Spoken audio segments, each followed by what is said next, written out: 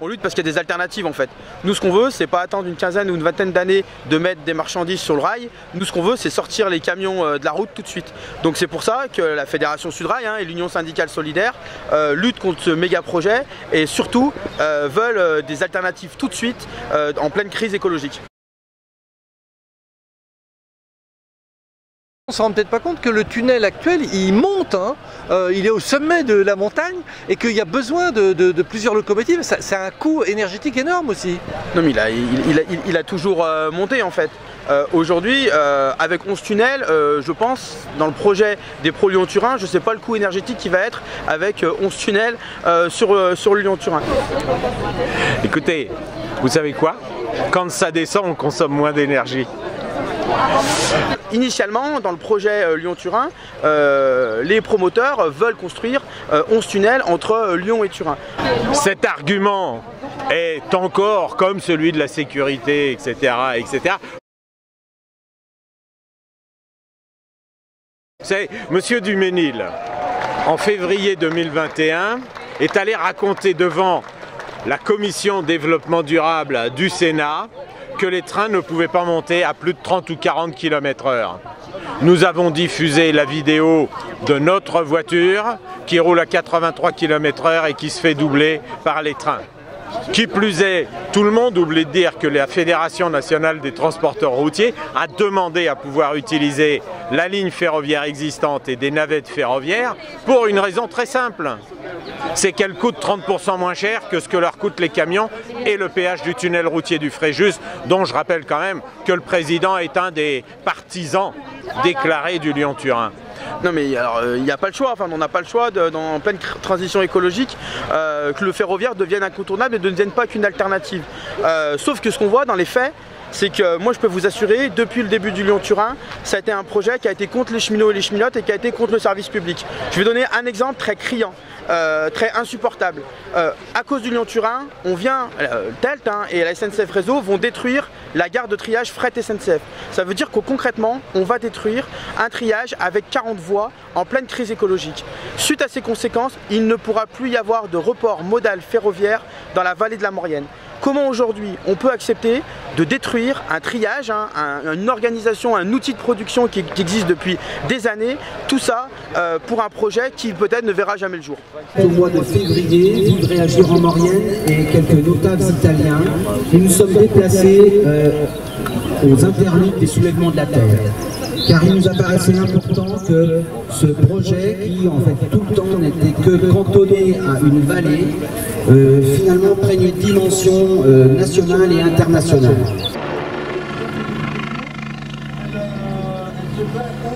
Donc nous en Savoie, on a une belle surface agricole mais qui est plutôt orientée sur l'élevage de par le relief où on peut faire principalement que ça. La problématique de ce type d'infrastructure, c'est qu'elle est plutôt sur des terrains plats, fertiles, où on pourrait faire d'autres choses, des légumes, des céréales, des éolagineux, tout un tas de choses qui pourraient nourrir directement la population, qui pourraient être consommées localement. À chaque fois qu'on sacrifie des dizaines, des centaines d'hectares de terres arables, les meilleures qu'on pourrait avoir sur le département, et bien à chaque fois c'est l'autonomie alimentaire, la résilience du système alimentaire qu'on fragilise. Rien que sur la Savoie, sur les chiffres de la Chambre d'agriculture, c'est autour de 900 hectares. Si on va jusqu'à Lyon, ça monte jusqu'à 1500 hectares selon nos estimations. Voilà. On parle bien du projet, hein ? Du projet. Donc le projet dans sa globalité, c'est pas que le percement du tunnel France-Italie, c'est le tunnel sous Beldon, c'est le tunnel sous Chartreuse et c'est le tunnel sous l'Épine. Donc ça fait encore plusieurs centaines de kilomètres de tunnels à creuser. Et à chaque fois, il y a des déblais entreposés, plus l'emprise de la voie ferrée à chaque fois. Puisque Vivre et Agir en Maurienne défend depuis plus de 40 ans ce qu'on appelle les biens communs, l'eau, l'air et la terre. Et aujourd'hui, je suis vraiment très content, heureux. C'est vraiment extraordinaire ce qui se passe ici, puisqu'il y a une énergie positive, fantastique, qui est là pour défendre en quelque sorte nos biens communs qui nous permettent de vivre. Tu vois, il faut que je mette sur moi le téléphone. Il faut qu'il me reste 2 heures là pour charger. projet n'est pas complexe, ce projet est franchement d'un niveau de compréhension d'un élève de CE2, CM1, hein, des additions, des multiplications. Écoutez, c'est très simple, depuis 20 ans, on nous dit qu'il faut sortir les camions de la route. D'ailleurs, Jean-Claude Guessot le disait en 2002 à l'Assemblée nationale. On nous a dit on va donc améliorer, moderniser, augmenter la capacité, sécuriser la ligne ferroviaire existante et on va faire du fret ferroviaire, on va relancer ça. Ça fait 20 ans qu'on nous le dit, d'ailleurs ils ont mis 1 milliard d'euros sur cette voie.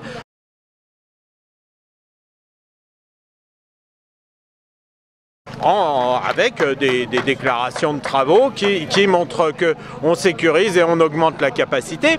Et au bout de 20 ans, qu'ont-ils fait? Ils ont commencé par doubler le tunnel du Fréjus pour faciliter la circulation des camions. Ils n'ont pas sorti un seul camion de la route, il y en a autant qu'en 93. Il n'y en a pas plus non plus, mais il n'y en a pas un seul de moins. Par contre, ils ont divisé par 5 le nombre de trains entre la France et l'Italie. Et donc nous sommes minimalistes.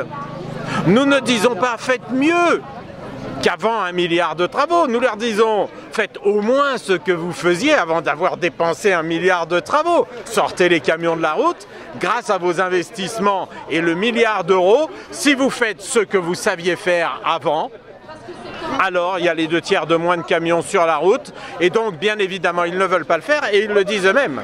Utiliser la voie existante montrerait l'inutilité du projet de nouvelles lignes ferroviaires.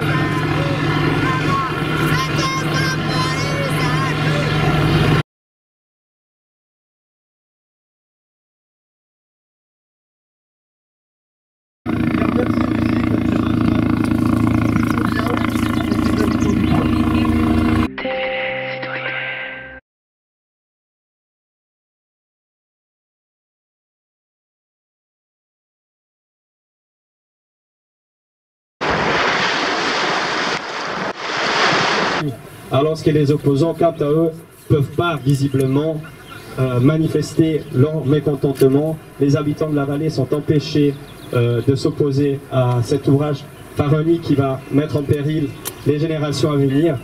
En ce moment même, la gendarmerie a arrêté les 6 cars qui venaient de Val-de-Suse, les 6 cars qui venaient de Val-de-Suse et de Turin. On ne sait pas qu'est-ce que ça va donner. En tout cas, il s'agit d'une intimidation inacceptable. À nouveau, on se remplit beaucoup la bouche de coopération internationale et d'Europe, et c'est ici qu'on est en train de la faire, dans la lutte commune, en construisant un avenir meilleur.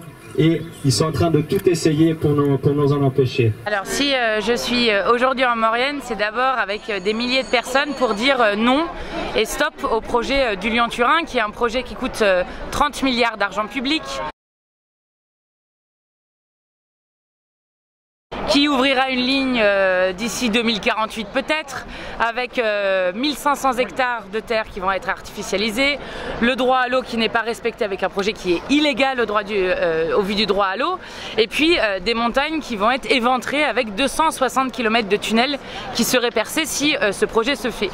Or, ce que nous défendons ici en étant des milliers, c'est de dire qu'il existe déjà une ligne ferroviaire et qu'il suffirait de mettre quelques millions dans cette ligne ferroviaire pour qu'on puisse mettre suffisamment de trains qui permettent de mettre l'équivalent d'1 million de camions sur les rails quasi immédiatement, et donc de faire en sorte qu'on soit à la hauteur de l'urgence écologique et climatique dans ce pays, en plus de reconstruire un service public ferroviaire. Aujourd'hui, il y a une ligne ferroviaire, ils ont mis 1 milliard d'euros, qu'ils l'utilisent au moins par respect du contribuable, par respect de leurs concitoyens, qu'ils l'utilisent au moins comme avant la dépense d'1 milliard d'euros. Eh ben, on est vraiment super heureux de voir le nombre de personnes qu'il y a là sur le camp ici à la Chapelle, de voir qu'il y a autant de journalistes et de médias, et de voir l'ampleur que que le sujet et que la lutte génère, c'est assez incroyable. Il y a beaucoup d'élus aussi, hein? Il y a beaucoup d'élus, il y a des personnes qui sont venues de toute la France, de toute l'Europe, voilà, c'est super. Alors il y a énormément d'élus, et des élus nationaux, des élus européens, des élus régionaux, des élus locaux. Oui, bien sûr, c'est extrêmement important que ce rassemblement ait eu lieu. Il démontre finalement, après le rassemblement de quelques dizaines d'élus en Maurienne, que la préservation de la nature est un véritable enjeu de première nécessité. Vous êtes le maire de Grenoble, Europe Écologie Les Verts. Alors vous êtes un peu loin de votre vallée là, hein? Expliquez-nous votre présence. C'est une présence d'abord qui est ancienne pour Europe Écologie Les Verts, hein, puisque j'étais conseiller régional en 2012 quand nous avons organisé un colloque de 2 jours en auditionnant les pour et les contre, et qui a conduit Europe Écologie à prendre une position à partir de 2012 claire, opposée au Lyon-Turin. Et quand nous sommes arrivés à la mairie de Grenoble en 2014 avec Pierre Mériot ici présent, nous avons proposé au Conseil de sortir de la convention Lyon-Turin, puisque Grenoble faisait partie de la convention Lyon-Turin avec un financement qui était prévu pour la ville de Grenoble. Donc nous sommes sortis de cela. Et puis nous avons continué aussi le combat, notamment autour du FDPITMA.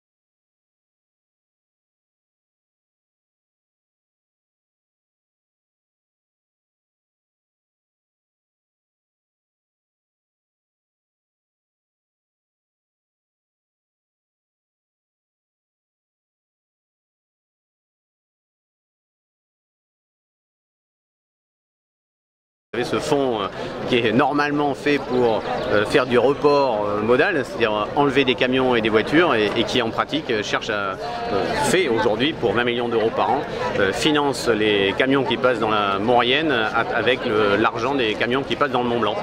Donc voilà, nous redisons pourquoi nous sommes opposés au Lyon-Turin. La ligne actuelle voyait passer 126 trains par jour il y a 25 ans, il n'y a plus que 26 trains qui passent aujourd'hui. Il y a une capacité potentielle de 100 trains par jour. On pourrait faire du report modal tout de suite de près de 900 000 camions. Et donc plutôt que de promettre du report modal pour dans 30 ans, ce que nous disons, c'est faisons du report modal tout de suite.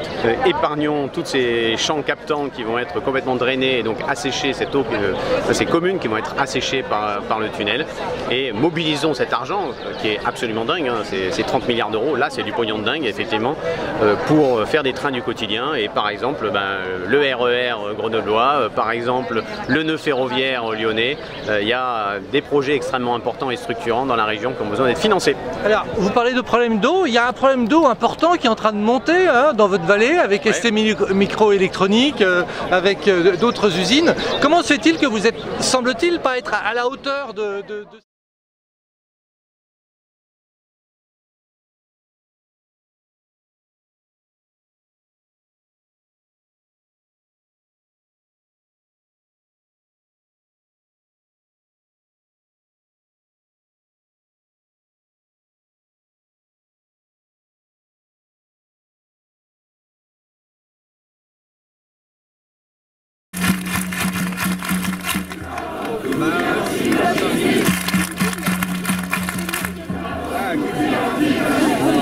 On a rencontré 2 difficultés. Une difficulté, c'est qu'on s'est établi très tardivement à cet endroit-là, lié à la pression, moi j'appelle ça la mafia telt, parce qu'ils ont distribué quand même beaucoup d'argent sur le territoire. Voilà, donc il y en a qui ont dit oui, et puis en fait ils ont reçu des pressions. Pour vous accueillir, quoi, hein. Ouais, pour accueillir le camp. Donc le lieu de camp était trouvé très tardivement. Et donc la Maurienne, elle est hyper grande, donc des tracteurs à Bramant, c'est pas pareil qu'à La Chapelle et c'est pas pareil qu'à Éton. Et voilà, et maintenant on se retrouve avec une manifestation interdite, donc on n'engage pas les tracteurs des paysans sur une manifestation interdite. On veut pas que les tracteurs aillent à la fourrière, et enfin ils en ont besoin pour travailler en ce moment beaucoup. Leur soi-disant ambition écologique se trouve bien relativisé par le fait que tous les supporters du projet Lyon-Turin supportaient déjà Notre-Dame-des-Landes, supportaient Sivins où Rémi Fraisse a été tué, supportaient l'ensemble des dossiers qui sont dévastateurs de la planète et qui d'ailleurs ont été annulés. Il y a le côté géographique où on est dans une vraie souricière, hein. Et l'interdiction. Comment vous allez faire avec ces deux contraintes-là fortes? On va improviser parce qu'on n'a pas le choix, parce qu'on ne nous a pas laissé le choix, qu'on a tout fait pour que ça se passe du mieux possible, on a tout fait pour négocier avec le préfet et poser un cadre de sécurité optimum. Donc on s'adapte et c'est pas du tout idéal, mais on s'adapte. La question qu'on n'entend plus de votre côté, c'est la baisse de la production finalement, ce qu'on appelle la décroissance. On l'entend plus trop de votre côté, c'est-à-dire que c'est peut-être pas nécessaire de produire autant et donc d'avoir autant de camions. Alors non, nous avons clairement exposé à plusieurs reprises. Nous avons par exemple démontré qu'il y a 2 trains par semaine qui circulent entre la France et l'Italie avec des traverses en béton pour installer des rails. La question c'est, si on sait couler du béton pour des traverses de chemin de fer en France, les Italiens savent le faire aussi. Est-il nécessaire de transférer ça ? Est-il nécessaire de transférer des ports de Bretagne pour les ramener en pièces de boucherie en France? Donc bien sûr que cette question se pose. Effectivement, l'urgence écologique montre que finalement Bernard Maris avait raison. Bernard Maris disait « Le mot économie ne veut pas dire gagner plus à la bourse par des paris absurdes ». Il disait « Faire de l'économie, c'est faire ensemble et pour moins cher ». On peut le faire avec la ligne existante, en préservant toutes les ressources en eau, en préservant l'eau potable, en préservant les terres agricoles et en préservant la biodiversité. Tout de suite, maintenant, ça sauvera des vies humaines parce que la qualité de l'air est dégradée en Maurienne, comme elle l'est dans la vallée de l'Arve. C'est tout de suite et maintenant. Je trouve que c'est très positif qu'on ait été des milliers à être présents malgré l'interdiction de manifestation, malgré des interdictions de territoire, malgré une tentative d'empêcher que du monde soit là. Ce qu'on peut dire au gouvernement qui essaye de dissoudre les soulèvements de la terre, c'est que quand on voit l'ampleur que le mouvement a pris, c'est pas en réprimant et c'est pas en interdisant qu'on affaiblit un mouvement de résistance. C'est pas aux mouvements et aux militants et aux syndicats et aux paysans qu'il faut s'attaquer. C'est vraiment aux industries qui détruisent le vivant, qui assèchent nos sols. Donc là, clairement, dissolution ou pas dissolution, c'est pas ça qui va arrêter les mouvements de résistance qui sont en place là partout. D'autant plus que ça semble répondre depuis plusieurs années à un désir de la jeunesse, on va dire, et pas que, de s'investir en dehors des partis politiques, semble-t-il, qui n'iraient pas assez vite, les partis politiques de gauche, on va dire. Oui, mais je pense que c'est pas que la jeunesse. Enfin, là, clairement, c'est ce qu'on constate, c'est que c'est vraiment des alliances de syndicats, de paysans, de mouvements climat, d'associations locales. C'est pas que la jeunesse, en fait. C'est tout le monde. Mais il y a aussi une demande qui est forte et qui n'existait pas avant au sein des partis politiques. On pense par exemple à Europe Écologie Les Verts ou d'autres partis de gauche. C'est l'urgence. Tout d'un coup, vous dites, dans cette pluralité d'expression que vous avez, vous dites l'urgence, c'est-à-dire maintenant. Oui, enfin, c'est pas nous qui le disons, c'est les scientifiques qui le disent depuis 70 ans. Mais donc il n'y a pas de changement. Nous, ça fait des années et des années qu'on le dit. Là, c'est juste qu'il y a peut-être je sais même pas si c'est un éveil des consciences. Je pense que les gens en ont ras-le-bol, en fait. Les gens en ont ras-le-bol. On crève de chaud tout le temps. Il y a un certain nombre de choses qui font que là, quand on voit ce qui s'est passé avec le mouvement des retraites, les gens en ont marre, ils sont pas écoutés. Donc là, c'est pas juste l'urgence climatique. En fait, il y a un climat qui fait que on est dirigé par des personnes qui n'écoutent pas les citoyens, qui n'écoutent pas le besoin d'urgence de changer des choses pour qu'on puisse vivre dans 20 ans, quoi. Non, on est bien.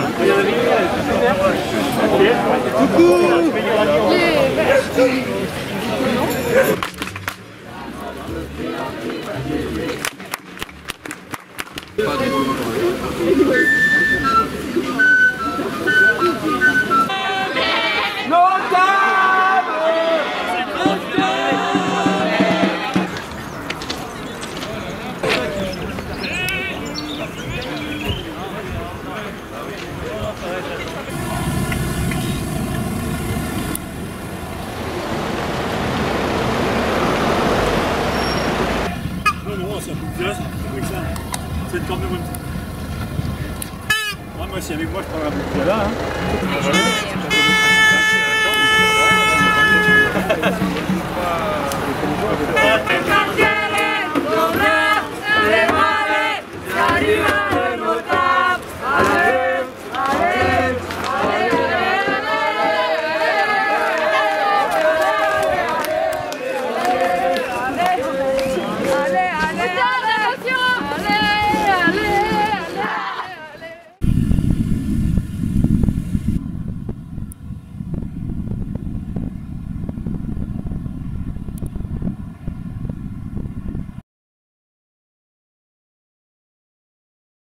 Interdiction ferme, ne passez pas les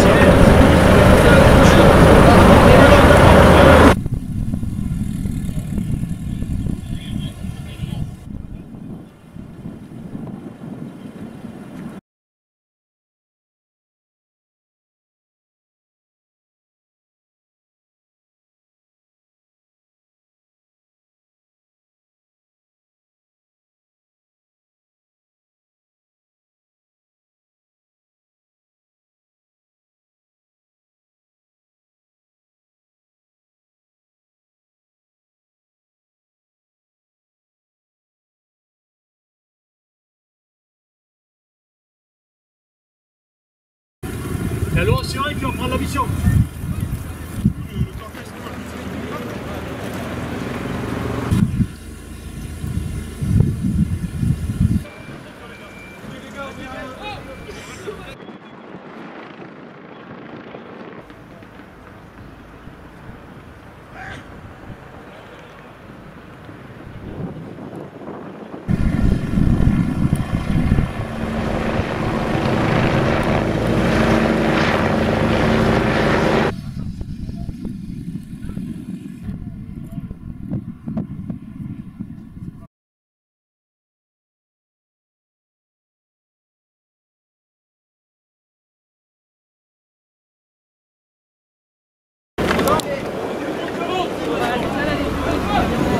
Du coup, vous les bloquez là? Ouais, je pense que c'est mieux si on n'y va pas. Députée européenne. Alpha, vous passez le temps. Non, mais on va pas chercher à passer. Est-ce que ce qui serait possible, c'est est-ce qu'on peut laisser les gens traverser de l'autre côté à l'autre côté, comme ça nous on cherche pas du tout à aller sur l'autoroute et on fait la boucle qui est prévue et tout en embêtant les personnes. Ça serait vraiment bien parce que sinon on revient en arrière, on ferait beaucoup de frustration. Alors que vous avez vu, pour l'instant, et d'ailleurs aussi j'ai pensé que c'était très calme. On est calme de l'autre côté, si on pouvait juste traverser là et après part de l'autre côté sur le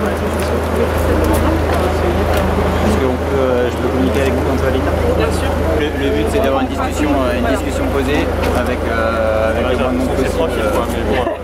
Non mais c'est un peu difficile quand même. C'est ça, c'est pas complètement... On va parler franchement et puis clairement, sans esprit d'entourloupe. Oui, c'est pour ça. L'objectif est juste de permettre de passer et que personne... Voilà. Mais du coup, est-ce qu'on peut avoir au-delà de 2 élus, non, parce qu'on va en reculer longtemps.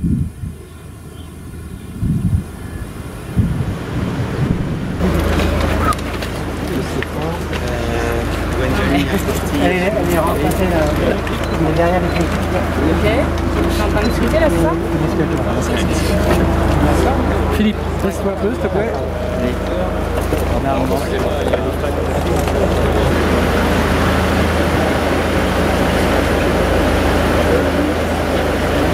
On en est dans les négociations.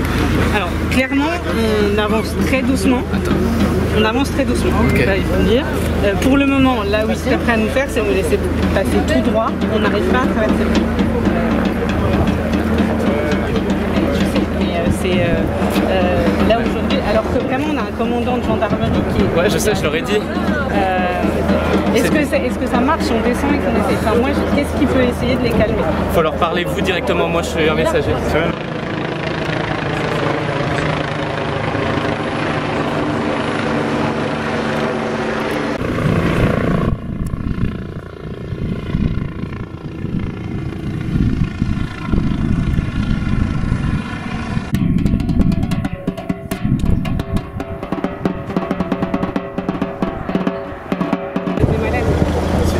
Mais ils peuvent pas faire demi-tour là, ils sont bloqués. peut partir, mais non, on nous empêche de repartir.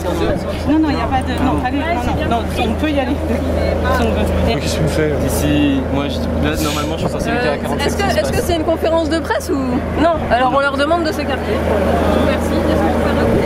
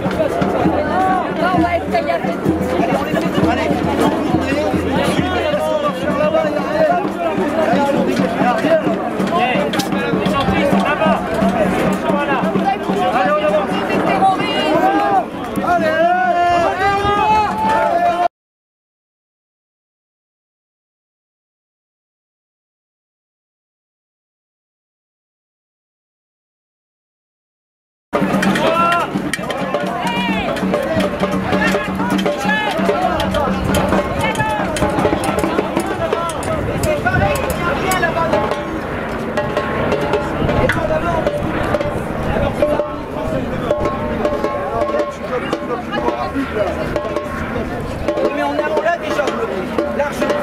Je crois qu'on l'a largement bloqué. Tu peux encore ajouter. Oui, mais quel est notre intérêt? Est-ce qu'on ne veut pas encore faire la fête? Ah bon? Ah non, pas encore. Parce qu'il est quelle heure? Oui, non mais bien sûr. Il est 3 heures. Ah, il est 3 heures. Allez, on va la fête quand même. Elle est là notre fête. Non, mais c'est vrai qu'elle est là notre fête. Ça ne nous empêchera pas de faire la fête ce soir.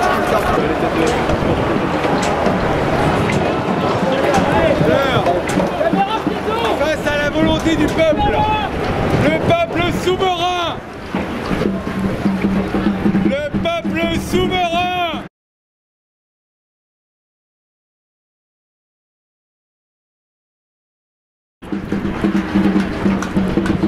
Les forces de l'ordre.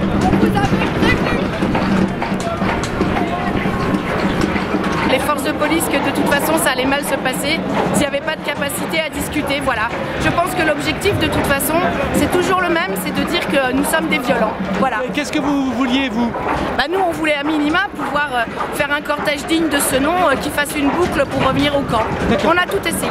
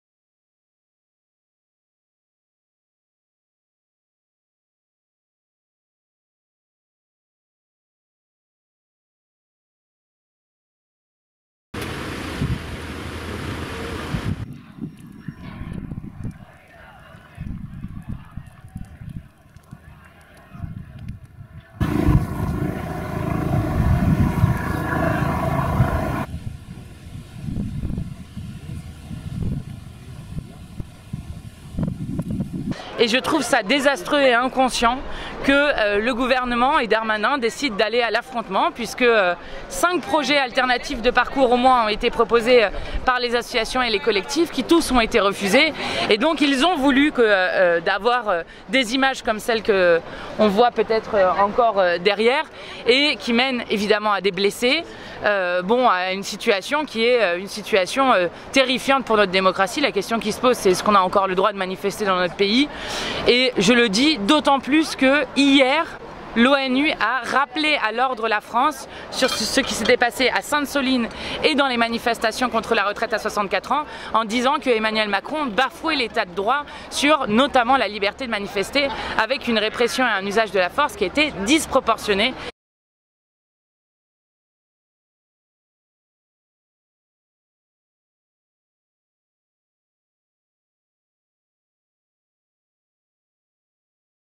Bon, c'était hier, il recommence aujourd'hui, c'est assez désespérant, mais on continuera ce combat contre le Lyon-Turin.